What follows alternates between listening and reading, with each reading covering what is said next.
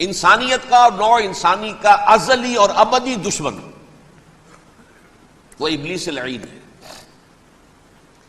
یہ چونکہ چیزیں ایسی ہیں کہ جو ماوراء الطبیعات سے متعلق ہیں۔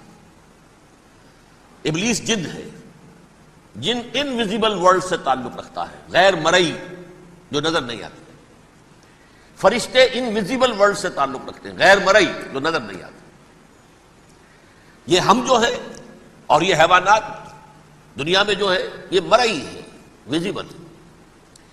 آج کا عام ذہن جو انسان کا بن چکا ہے، سائنٹزم جسے کہا جاتا ہے، سائنسی نقطہ نظر، اس کا عام لوگوں پر بھی اثر یہ ہوا ہے کہ جو انویزیبل ورلڈ ہے اس کی باتوں کی طرف توجہ نہیں کرتے۔ ہاں عقیدہ تو ہے کہ ہے، جن بھی ہے، فرشتے بھی ہیں، لیکن کوئی ان کی اہمیت ہماری نگاہوں میں نہیں۔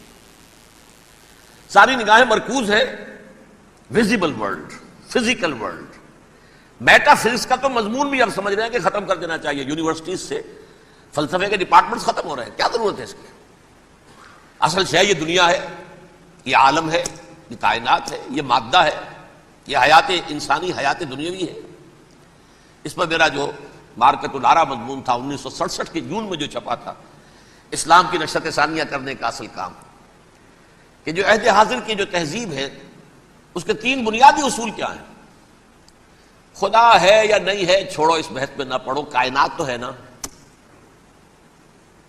مادہ تو ہے نا، روح کوئی شے ہے یا نہیں ہے کیا پتا، کسی نے دیکھی نہیں آج تک، لہذا اس کے بارے میں گفتگو کا فائدہ کیا، وقت کا سیاہ۔ عالم آخرہ کوئی ہے یا نہیں ہے کیا پتا، کس نے آ کے بتایا مرنے کے بعد، لہذا اس بحث میں نہ پڑھو، یہ عالم دنیا تو ہے نا، اٹس ویری مچ پریزنٹ، لہذا ساری توجہ اس پر صرف کرو۔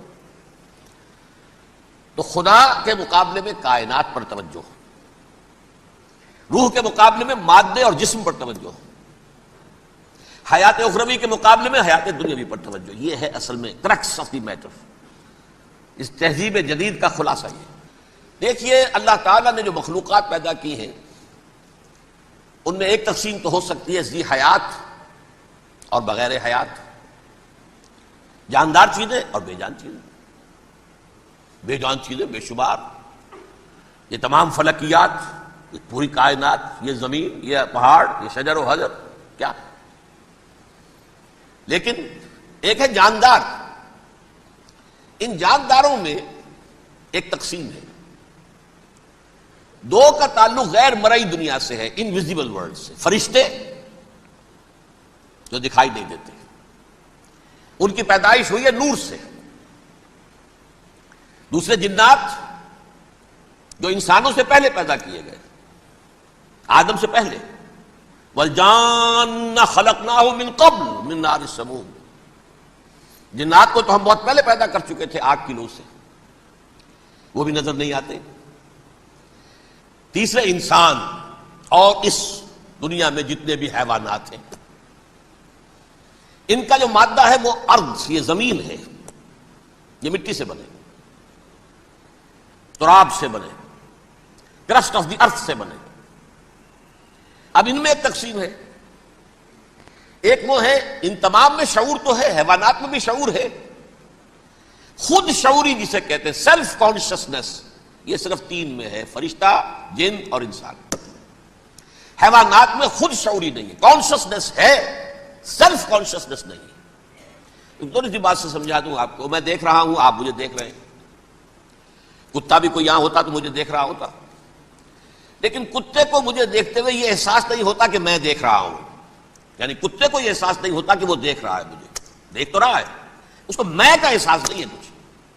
میں جب دیکھ رہا ہوں تو میں سمجھتا ہوں میں دیکھ رہا ہوں، میں ہوں کوئی شے جو دیکھ رہا ہوں، یہ خود شعوری ہے، سیلف کانشسنس۔ کسی بھی کام کو کرتے ہوئے اپنے وجود کا احساس، میرا فیصلہ ہے، میری رائے ہے، یہ ہے در حقیقت سیلف کانشسنس، انا، سیلف، خودی۔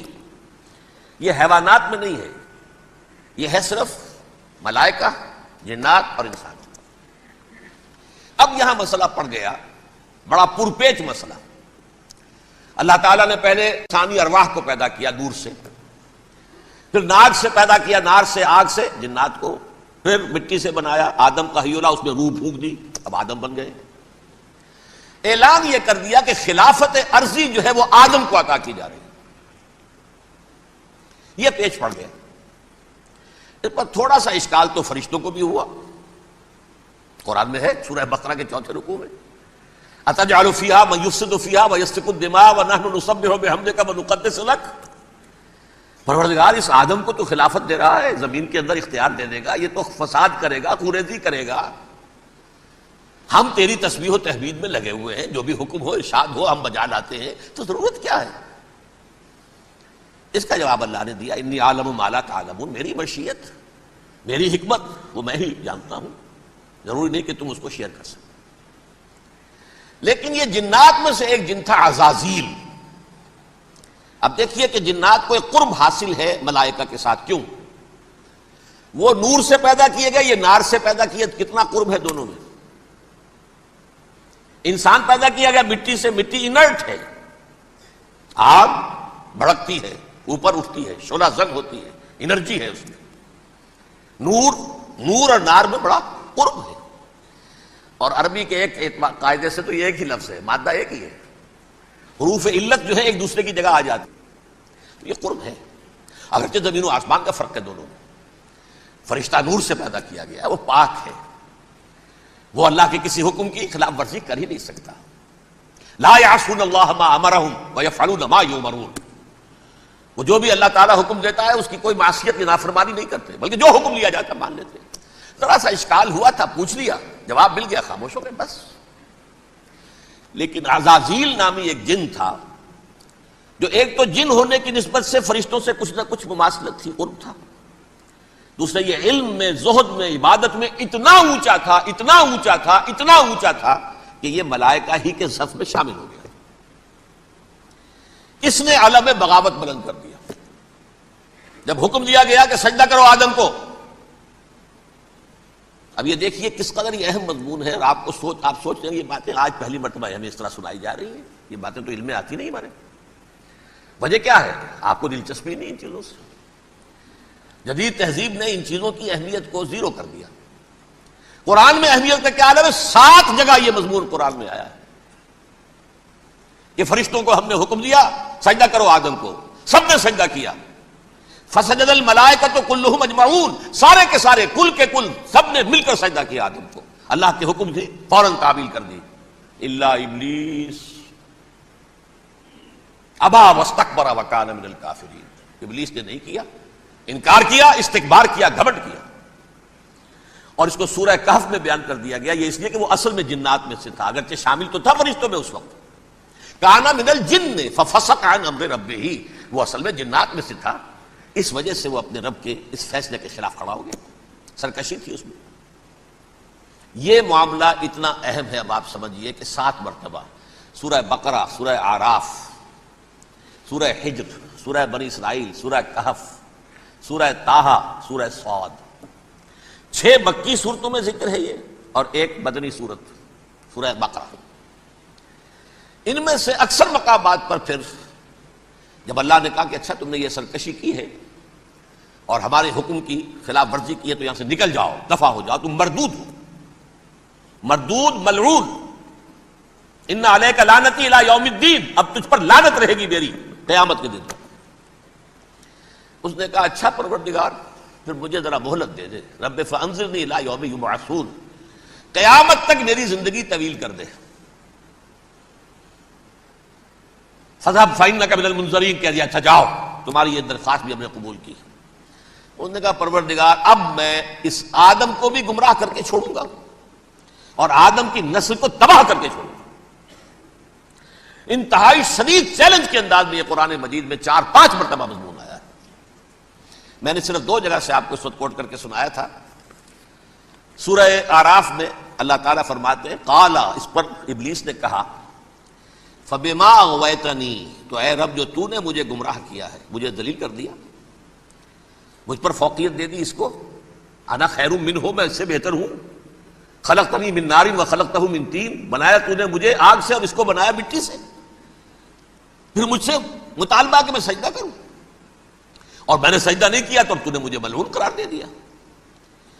قال فبما اغویتنی لاقعدن لهم صراطک المستقیم، اب میں یہ نسل آدم کے لیے، اس کو برباد کرنے کے لیے تیری سیدھی راہ کے اوپر گھات میں بیٹھوں گا، سیدھے راستے پر چلنے نہیں دوں گا.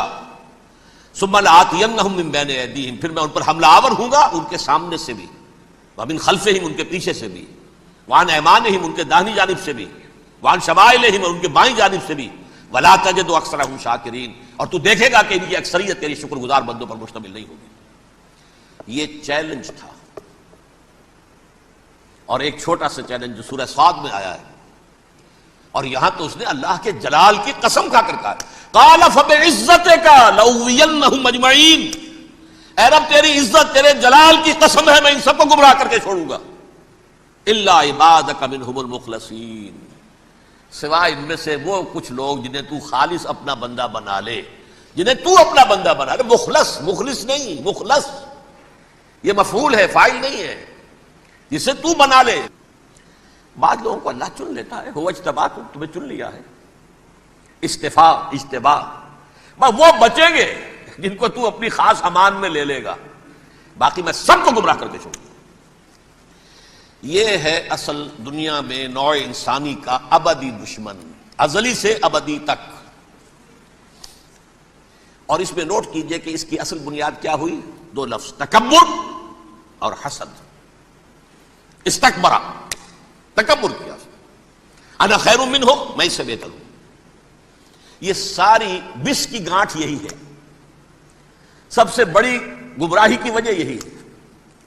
اسی لیے کہا ہے حدیث میں لن يدخل الجنہ من کان فی قلبہ مثقال حبۃ من کبر، جنت میں ہرگز وہ شخص کبھی بھی داخل نہیں ہو سکے گا جس کے دل میں رائے کے دانے کے برابر بھی کبر ہے.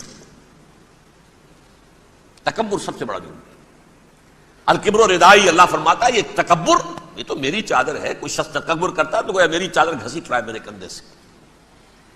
عرب میں کسی شخص کی توہین کرنی ہوتی تھی تو اس کی چادر گھسیٹتے تھے، ننگا کر دیا گویا کہ یہ میری ردائی ہے. الکبر ردائی، یہ میری چادر ہے، یہ جامہ مجھے زیب دیتا ہے، مجھ پر راستہ آتا ہے. اور حسد، آدم کو جو برتری عطا ہو گئی اس حسد کی آگ میں وہ جل رہا ہے اور اس کا انتقام لینا چاہتا ہے. آدم سے بھی، آدم کو بھی گمراہ کیا، جنت سے نکلوایا. ویسے نکلنا تو انہیں تھا ہی مشیت اذنی میں، لیکن فوری طور پر اللہ کے حکم کی خلاف ورزی تو کروائی نا. فعصى آدم ربه فغوى، آدم نے اپنے رب کے حکم کی نافرمانی کی اور گمراہ ہوا عارضی طور پر. یہ دوسری بات ہے، توبہ کر لی، اللہ نے توبہ قبول فرما لی، معاف کر دیا. کوئی مستقل جو ہے وہ نسل انسانی پر اس گناہ کا اثر متوارث طور پر نہیں آ رہا ہے، ختم ہو چکا معاملہ، ہوا تھا ہو گیا. فتلقى آدم من ربه کلمات فتاب علیہ انہ هو التواب الرحیم. اور توبہ کی شان یہ ہے جب وہ قبول ہو جائے اللہ کی جناب میں، کیا تائب من الذنب کمن لا ذنب له، گناہ سے توبہ کرنے والا ایسے ہوتا ہے جیسے اس نے کبھی گناہ کیا ہی نہیں تھا. لیکن بہرحال وہ گمراہ کرنے میں کامیاب ہو گیا، حضرت آدم اور حوا کو بھی. اور نوع انسانی کی عظیم اکثریت، عظیم اکثریت، عظیم اکثریت اس کے داؤ میں آئی ہوئی ہے. نہیں، کتنے ہیں وہ عباد اللہ المخلصین، الا عبادک منہم المخلصین، کتنے ہیں جو واقعتاً خالصتاً اللہ کے بندے بن گئے ہوں، جنہیں اللہ نے اپنا بنا لیا، اپنا قرار دے دیا. اب اس کے ساتھ نوٹ کیجئے، اس ابلیس کے ساتھ ایک فوج بھی ہے جسے قرآن مجید میں کہا گیا ہے یہ اس کی پارٹی ہے، حزب الشیطان. یہ اکیلا نہیں ہے. ایک تو وہ عزازیل ہے، اس کی طویل ترین عمر اللہ نے دے دی، وہ تو قیامت تک رہے گا. باقی بھی جنات جو ہیں ان کی نسل میں سے، یا اس کی نوع میں سے، اس کی نسل میں سے، جنات کی عمریں انسانوں کی عمروں سے زیادہ ہیں، بہت زیادہ ہیں. لیکن پھر بھی اتنی نہیں ہے. یہ خاص ہے اس کا معاملہ کہ اس نے کہا تھا رب انظرنی الی یوم یبعثون، مجھے دے دے مہلت اس وقت تک تاکہ میں ثابت کر کے دکھا دوں کہ جسے تو نے یہ خلافت دیا یہ اس کا اہل نہیں ہے. Let me prove this point. ولا تجد اکثرہم شاکرین، تو ان کی اکثریت کو شکر گزار نہیں پائے گا. وہ ابلیس جو ہے وہ ریکروٹ کرتا ہے اپنے فوجی، اول تو خود جنات میں سے جو اس کے نمبر 1 لشکری ہے. قرآن مجید میں اس کا اشارہ دیا گیا ہے انہو یراکم ہوا وقبیلہ من حیث لا ترونہم. دیکھو لوگو، اے انسانوں، وہ ابلیس لعین عزازیل اور جو اس کی قبیلے کے لوگ ہیں، جنات ہیں، وہ تمہیں وہاں سے دیکھتے ہیں، تاکتے ہیں اور حملہ کرتے ہیں جہاں سے تم انہیں نہیں دیکھتے. وہ غیر مرئی ہیں، انویزیبل ہیں، تمہیں نظر نہیں آتے. ویزیبل دشمن کا وار تو روک لو گے، انویزیبل کا کیسے روکو گے؟ انہو یراکم ہوا وقبیلہ، اکیلا ہی نہیں ہے وہ تو تمہیں تاکتا ہے، تم پر حملہ کرتا ہے، گھات میں لگ کر جو ہے تمہارے اوپر حملہ کرتا ہے، وہ بھی اور اس کے ساتھ اس کے قبیلے کے لوگ جنات بھی، من حیث لا ترونہم، جہاں سے کہ تم انہیں نہیں دیکھتے۔ لیکن اس کے علاوہ وہ انسانوں میں سے بھی ریکریوٹ، رنگ روٹ وہ برپا کر، وہ جو ہے ان کو اپنے پاس رکھتا ہے فوج کے اندر، جس کی سب سے بڑی مثال کیا ہے؟ سورہ مجادلہ میں اللہ تعالیٰ نے منافق، حالانکہ وہ کون تھے؟ بظاہر حضور کا کلمہ پڑھنے والے، حضور کے پیچھے نماز پڑھنے والے، اسلام کا دعویٰ کرنے والے، ان کو اللہ فرماتا ہے اولئک حزب الشیطان الا ان حزب الشیطان هم الخاسرون، یہ شیطان کی پارٹی کے لوگ ہیں۔ وہاں مقابلے میں آیا ہے اولئک حزب اللہ الا ان حزب اللہ هم المفلحون، یہ دو پارٹیاں ہیں، حزب اللہ اللہ کی پارٹی جو اس کے مخلص بندے ہیں وہ اللہ کی پارٹی، اور جو شیطان کے مرید بن گئے اس کے ہاتھ پر بیعت کر لی، لہذا وہ اس شیطان کی پارٹی کے لوگ ہیں، چاہے وہ انسان ہو چاہے جن ہو۔ تو انسانوں میں سے بھی اس کے حزب میں، اس کی پارٹی میں اس کے ایجنٹ ہیں اور بہت ہیں، بلکہ بہت سے تو ایسے ہیں کہ جو جنات کے بھی کان کتر دیں، ان کو بھی شیطنت سکھا دیں، پڑھا دیں۔